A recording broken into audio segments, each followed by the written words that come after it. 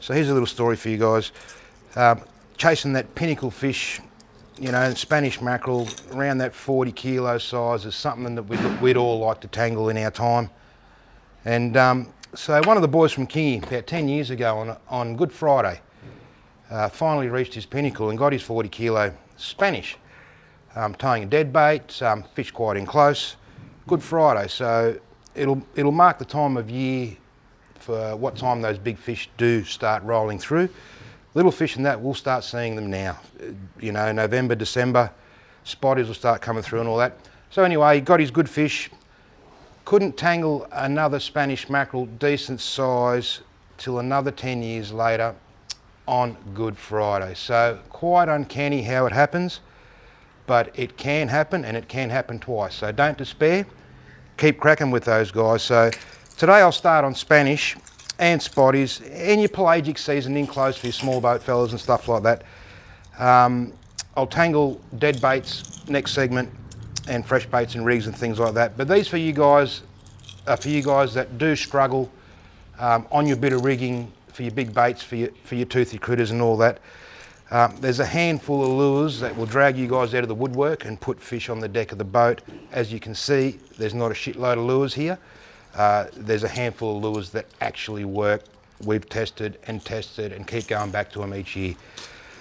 So long and the short of it, you pick afternoon high tides, early morning high tides when you want to chase those toothy critters. There's some of your best times, especially in the RVs, great value. A lot of people are already coming home, you'll have the place to yourself. So I'll pretty much will get out there, make sure my water's right, and start towing some hard bodies. So couple of my favourites, I'll pin it up first, my Zerek and my speed donkeys. Look, I've had the boat up to 25, 28 kilometres an hour, doing stupid things, couldn't be bothered pulling the lures in the water, and these things still stay in the water. So for a fast towing lure, that's exceptional for me. Great swimming action, they do everything I want.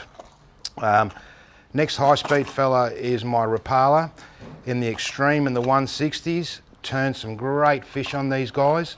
Not only your Spanish and your spots and that, me wahoo and that tend to not leave these guys alone. So you can get these things dancing at a good pace at your lures and all that.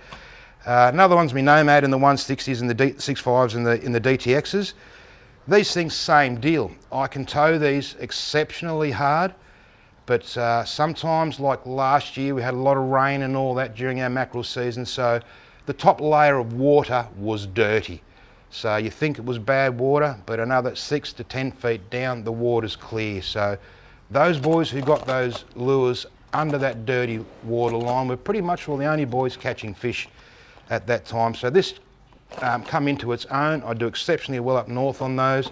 And they got a small high-speed version that don't swim quite as deep, but you can tow the hell out of them. They stay in the water, they produce a couple little different hook points to mix up whether you want to put singles on there and things like that, but still a cracking lure.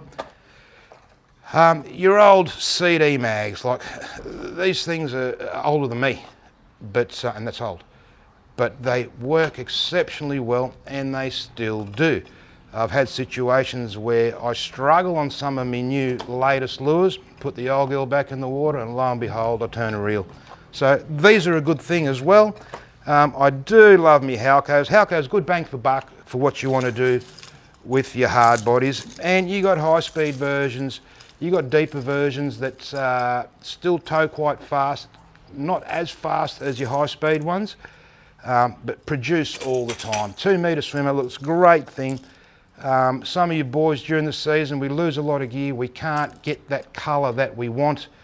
There might be a same colour in a smaller version. These guys have interchangeable bibs, so it's just a little pin.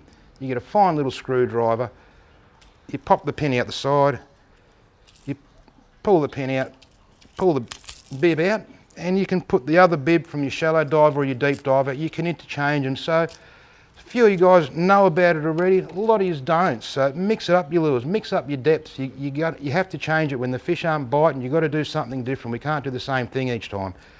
So these are a great lure for what you want to do. Spinning your spots, look, me slugs, 35 grams, 40 grams. Your lasers have always been a cracker. They've turned them for years.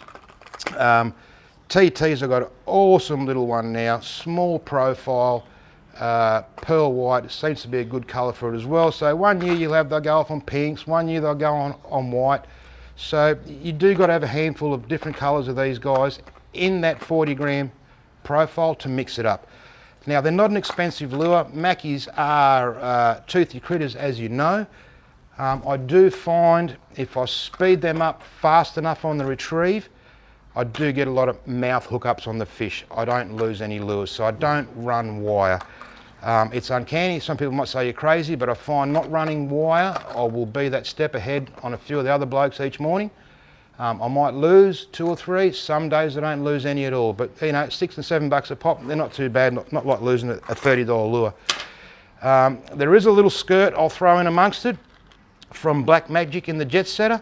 Fruit salad colour did really well for me. As you can see, I haven't got many skirts up here because they all get the shit chewed out of him. So I don't use them too much. But sometimes these guys, they want that smaller profile. They're eating little anchovies, things like that. You can't get them on the slugs. You do a bit of a troll and you lift them. Last little tip I do when I am trolling my hard body, sometimes I do go a little bit slower. They're lazy, they still want to eat.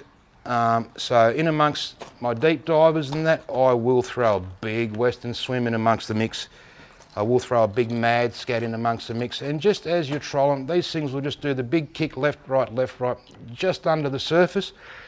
Enough for that same thing. If you're not drawing the strike, it's something different for the fish to have a look at. So hopefully that'll help you guys, smallbait fishers and that in close with the start of your mackies without bait. If you can't get bait, just throw a couple of these guys out and see how you go.